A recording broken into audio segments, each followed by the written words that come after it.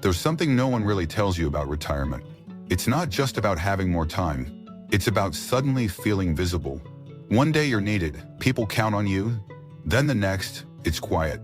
No one asks for your opinion, your help, your wisdom. And that silence, it's loud.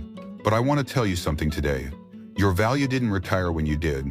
Feeling needed again doesn't require a job title or a big project. It just takes small, intentional steps to reconnect. To your purpose, to your people, and to yourself.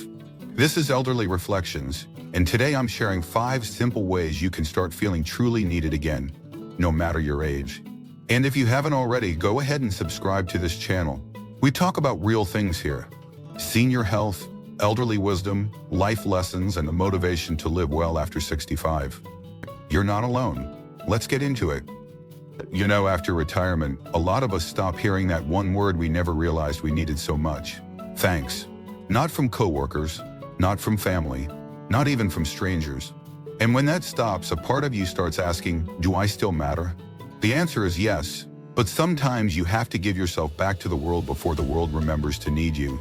So today I want to talk to you about 5 real ways to feel needed again after retirement. These aren't theories. These are what I've seen, what I've lived, and what other seniors just like you are doing every day. Number 1, start by doing something small for someone else without being asked. Doesn't matter if it's family or a neighbor or a complete stranger. When you step in quietly where help is needed, you start rebuilding your sense of purpose. I remember Richard, a 71-year-old man from Minnesota. After his wife passed, the house felt empty, the days longer. One day he noticed a young family across the street struggling to carry in groceries with 2 toddlers in tow. So he walked over, grabbed a few bags and said, "Need an extra hand?" That one moment turned into a weekly routine. And after a few weeks, the mother told him, "I don't know how we managed before you came around." Richard looked at me and said, "That's the first time in months I felt like I was part of something again." Number 2, reconnect with your skills by teaching them to others. Every senior I've met has something valuable in their hands or in their head. Carpentry, baking, sewing, budgeting, storytelling. And too many of us think no one wants to learn it, but they do. Young folks today are hungry for real-life wisdom. I met Helen, 76, in rural Ireland. She was a retired nurse, used to caring for everyone but had no one around now. One day she volunteered to teach basic first aid at a community center. Nothing fancy, just the basics. How to check a pulse, wrap a sprain, stay calm. A young mother came up to her after class, eyes wide, and said, "I feel like I could save my daughter's life now. Thank you." Helen told me later, "I hadn't felt useful like that in 10 years.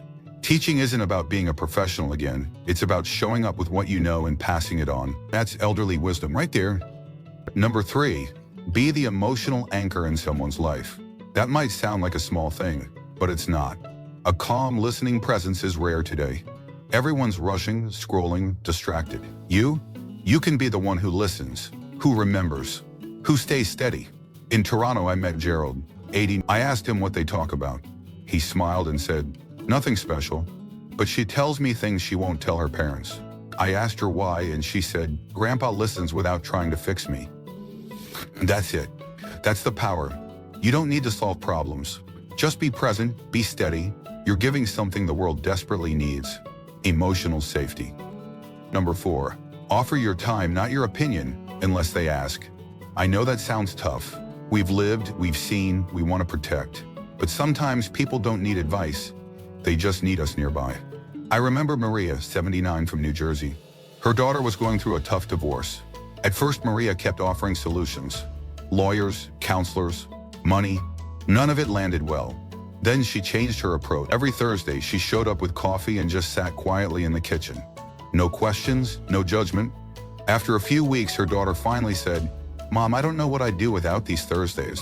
Maria looked at me and said, "Turns out, just being there was more powerful than any advice I could have given." Your presence can be medicine.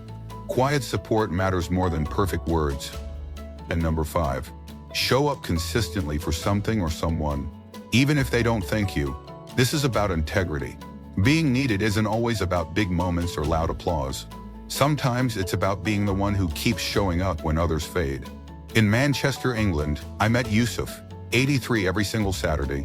He visits the same nursing home, not because he lives there, but because his wife once did. She passed 2 years ago, but he kept coming. He helps with puzzles, reads to people who can't see well, sings old songs from the 50s. One of the nurses said to me, "The residents don't remember his name, but they light up when they see his face." I asked Yusuf why he kept going. He looked me in the eye and said, "Because I remember. And because they still need a bit of light, even if they forget where it comes from." That, my friend, is quiet service. It's showing up when no one's watching, and it's one of the purest forms of being needed. So those are 5 ways. Start small, teach something you know, be a steady listener, offer your time, and show up, even if no one claps. I promise you this from one senior to another: you're not invisible, you're not done, you're not useless. You are still a well of wisdom, patience, and love. You just have to pour it where it's needed most. Now look, I know some of you might be thinking, that all sounds good, but what if no one wants what I have to give? I get it, that fear, it's real. But let me tell you this, being needed again doesn't always start with people knocking on your door. Sometimes it begins when you open your own. So let me share 5 more ways to reignite that spark inside, to help you feel valuable, involved, and seen. Number 1, create something with your hands and share it. Doesn't matter if it's knitting, painting, woodwork, or baking cookies for the local shelter. The act of making something and putting it into the world, that gives you back a piece of yourself. Let me tell you about Joe, 68, from Spokane, Washington. A retired carpenter with arthritis in his knees. He could no longer take on big projects, but he still had his hands. So he started carving small wooden toys, cars, planes, simple stuff. One Christmas, he dropped a box of them off at a local children's hospital. No name, no note, just left it at the door. A few weeks later, he got a letter from a nurse. "One of the boys won't sleep without your toy truck under his pillow." Joe held that letter in both hands and told me, "That piece of wood gave me my purpose back." So go build, go make. It's not about perfection. It's about offering a piece of your heart. Number 2, start telling your story before someone else forgets it. I've said it before, our lives are libraries, and too many of us let the pages rot on the shelf. But when you tell your story, even just to one person, you give it life. You give it legacy. I met Nadine, 82, from Kansas City. She was always the quiet one at church, never spoke much. But her granddaughter bought her a journal and said, "Write 1 memory a week for me." Nadine started slow, a story about her first bicycle, her wedding dress, the day her youngest was born. Week by week, those memories piled up.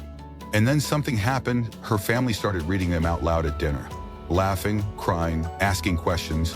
Nadine told me, "I thought I was just remembering. Turns out I was rebuilding a family." Elderly wisdom isn't wisdom unless you speak it. And your story? Number 3, be a bridge between generations. See, one of the greatest gifts you can give the world right now is connection.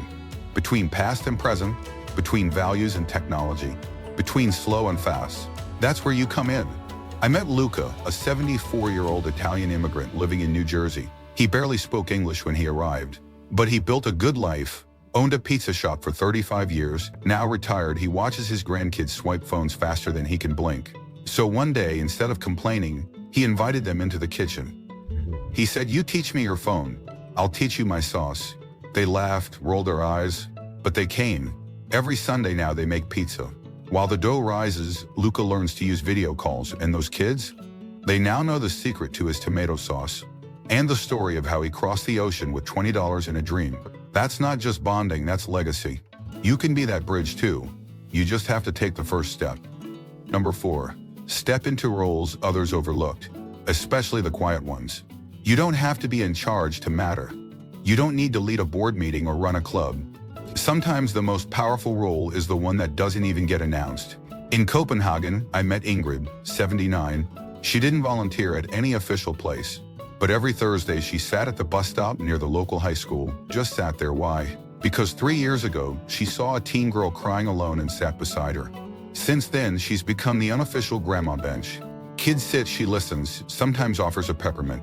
One boy told her, "You're the only adult who looks me in the eye without asking me what I want to do with my life." Ingrid said, "They don't need me to guide them. They just need me to see them." Sometimes being needed isn't about action, it's about presence. Choose a small place. Show up. See who appears. And finally, number 5, be kind in a world that's forgotten how. Kindness, real, quiet, steady kindness, is one of the most powerful forces left in this noisy world. And after 65, you've got the power to deliver it better than anyone else.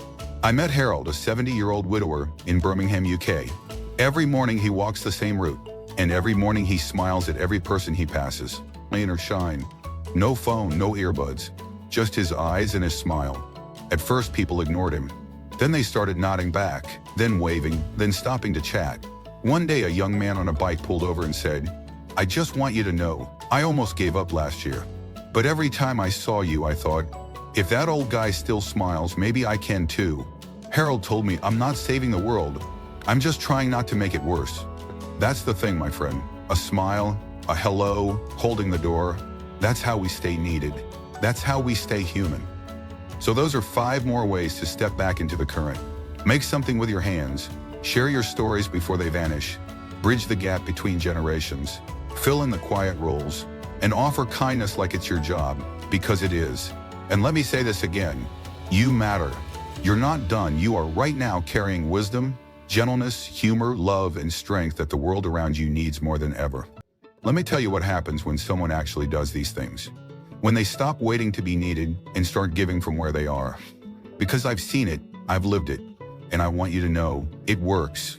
There's a woman named Patricia, 75, who lives in Oregon.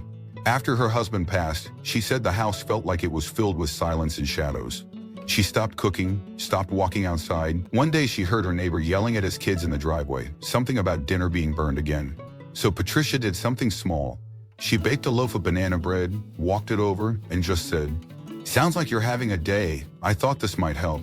That moment, it turned into a ritual. Every Friday, she started baking for someone on her street. They started calling her the Porch Angel. Patricia told me I didn't think I had anything left to give, but it turns out I still have a lot of comfort in these hands. That one act brought her back, not just to her neighborhood, but to herself. Then there's Robert, 81 from Birmingham, Alabama. Used to be a math teacher, brilliant mind. But when his memory started to slip a bit, he withdrew. Said he didn't want to be the old guy who repeats himself. His daughter bought him a large print crossword book and he laughed it off. But then something funny happened. His 10-year-old grandson sat beside him and said, "Teach me how to do the hard one." And they started doing a puzzle a day together. That led to talking about school, then talking about life. And now, every Saturday morning, Grandpa and grandson have crossword club over coffee and juice. Robert said, "I thought I was fading, but now I feel like I'm passing the baton." That's the thing about elderly wisdom. It doesn't shout. It sits quietly beside someone and shares a pencil. And let me share one that hits close to my own heart. A man I met in San Diego. His name was Walter. He was a quiet veteran, kept to himself. I met him at a diner. We got to talking and he said something I'll never forget. He said, "I used to be the one people came to. Now I feel like furniture. Still here, but no one notices." That stayed with me. I asked him what he missed most. He said mornings with purpose. So I challenged him, just softly, "What if you gave yourself a new one?" A week later, he told me he signed up to volunteer at the local animal shelter. Just walking dog. He said it gave him a reason to get up and put on clean socks again. After a few months, a teen volunteer told him, "You're the only adult who talks to me like I matter." Walter looked at me and said, "Turns out, I'm not furniture. I'm a bench. I'm here for people to sit with." That's it, my friend. These stories, they're not grand, no medals, no stages, but they are sacred because each of these people felt invisible, forgotten, faded, and instead of waiting for someone to knock, they opened their door, their hands and their heart. They didn't change the world, but they changed their world.